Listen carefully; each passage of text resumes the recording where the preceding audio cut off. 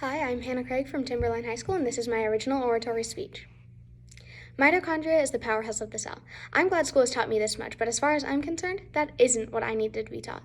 Like maybe how to order a pizza without shaking or feeling like I've done something wrong, or how to sign myself up for health insurance. Maybe how to actually drive, and not just a 3-week course I can copy and paste my answers on. Maybe I should have been taught how to write a check. But no, mitochondria is the powerhouse of the cell. My learning has been severely affected and unsuccessful within schools. This stems from a school system that hasn't changed as our society has. We need to reevaluate our schools and the foundation they lie on. The stress that our schools have put on students with such little benefit is detrimental to everyone's futures. I believe the way to begin reworking our school system should start with our grading system. Even some of the brightest minds, such as Albert Einstein, had issues with grades in school. So if even he couldn't succeed with our grading system, why should all students be able to? Although there are many problems within our school system, the most important is our grade system, and that's why grades should be abolished. The biggest issue that needs to be spoken on within our grading system is the amount of stress it causes within students. Of course, there's always been stress and anxiety issues within schools, which is a big issue on its own. But those numbers have been on a constant rise. In a study done by Juliana Horowitz and Nikki Graff, it was found that 61% of teens feel a lot of pressure to get good grades, and another 27% feel some pressure to get good grades. This may not seem like a big deal, but this study proves that almost 90% of students feel pressure specifically based on grades and not actual learning. Stress has begun manifesting itself in younger and younger generations, which is causing unhealthy behaviors. If these unhealthy behaviors continue in young kids' lives, it will affect our futures in a way most people can't believe. Stress has been proven to alter the function of people's brains, especially in children. And if this stress is being caused by something children are required to go, we have a massive issue. Now, you may wonder, why stress caused by grades? Well, let me explain. For most schools in America, tests are worth more than 50% of grades, and the other 50% is based on homework and class assignments.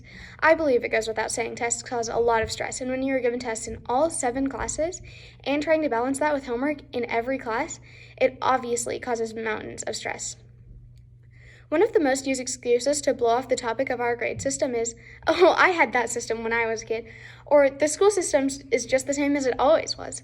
But that's the issue. Nothing has changed with our school system, even in a world where we have open access to the internet and as many sources as we need. Yet nothing has changed or adapted within our system. Kids won't actually learn if we are told that our education is based almost completely on grades. That's what causes kids to cheat on tests and never actually learn. Dr. Donald McCabe conducted a study in which he stated 64% of students admitted to cheating on a test, 58% admit to plagiarism, and 95% have participated in some form of cheating. Our online world has made it easy to cheat, but when students are only focused on grades and not actual learning, it makes cheating so much more tempting. Another issue with our grading system is the standardized testing. Now, you might say, that doesn't relate to the grading system, but if you look closely, most grades are based almost solely on standardized testing. Our end-of-quarter exams alone are worth 10% of our grades, which is a very inaccurate representation of anything we've worked for all year. As it states in the article, Why Standardized Tests Don't Measure Educational Quality, both parents and educators ascribe far too much precision and accuracy to students' test scores on standardized tests, merely because these test scores are reported in numbers. This quote really proves my thought process and the idea that numbers and grades prove to be more inaccurate than any other system. Besides the lack of accuracy, another issue lies within standardized testing, and this is the idea that teachers have to teach you to pass a test rather than to teach you an accurate and helpful curriculum. This affects not only students, but also the teachers. It causes them to base their jobs off of these test scores. As it says in this article, achievement test scores are commonly assumed to have a strong correlation with teaching effectiveness. This speaks to the struggles that teachers have spoken on within standardized testing and our grading system. As a society, we have a big tendency to correlate low test scores with bad teaching. Yet, when test scores get higher, we assume students are cheating. Something that must also be considered when we talk about the abolition of grades is grade inflation. Grade inflation is just what it sounds like, the constant rise that a grade point average has been on since 1963. The average GPA used to be around a C, or what we would consider a passing grade. Now it is closer to A or high B. Now, why is this bad, you may ask? Well, it weakens intellectual focus and grading standards, causing students to disengage from their learning at a higher level, or to the best of their abilities. In other words, grade inflation defeats the purpose of the grading system itself. Along with this comes the idea of treating students as consumers who are entitled to better grades due to the high cost of education. Grade inflation, much like standardized testing, heavily affects teachers, causing them to face more pressure to have their students achieve these high grades to ensure tenure and promotion.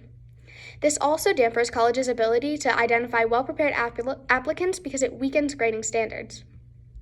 One big argument people have brought up when it comes to keeping our grading system is how will we be able to decide who gets into college or who's smarter?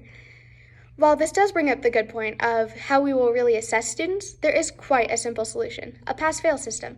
This system is just what it sounds like. Rather than giving students letter or number grades, you would give them a pass or a fail for each class. This would give teachers the opportunity to work better individually with each student and take a big amount of stress off of students. It would also allow teachers to choose to do tests or not, which would allow for more accuracy when it comes to our evaluation system. Tia Swartzen wrote, "The advantage of this system include the fact that students perceive less pressure because they are not actively competing with their peers or worrying about letters or numbers. Instead, they can focus on comprehending and using the information they learn." And I can't help but agree. This, in my eyes, would be the biggest advantage of a pass-fail grading system. Something many people don't realize about this system is that it is already in use by many well-recognized programs. Many, if not all, high school concurrent credit programs in Idaho that work through colleges such as NNU, BSU, or ISU run on a pass-fail system. If a student passes the class, they are awarded a credit, and if they fail, it does not affect the GPA and they are not awarded a credit. Overall, the grading system needs to be reworked. Not only would it help student stress levels, but it would also help the teacher workload and curriculum. It could also resolve the issue of standardized testing and its inaccuracy by simply conforming our system into a pass-fail system. As Albert Einstein once said, "Everybody is a genius, but if you judge a fish by its ability to climb a tree, it will spend its entire life thinking that it's stupid." And I truly believe that speaks very well to the way grades have affected students in our society. Thank you.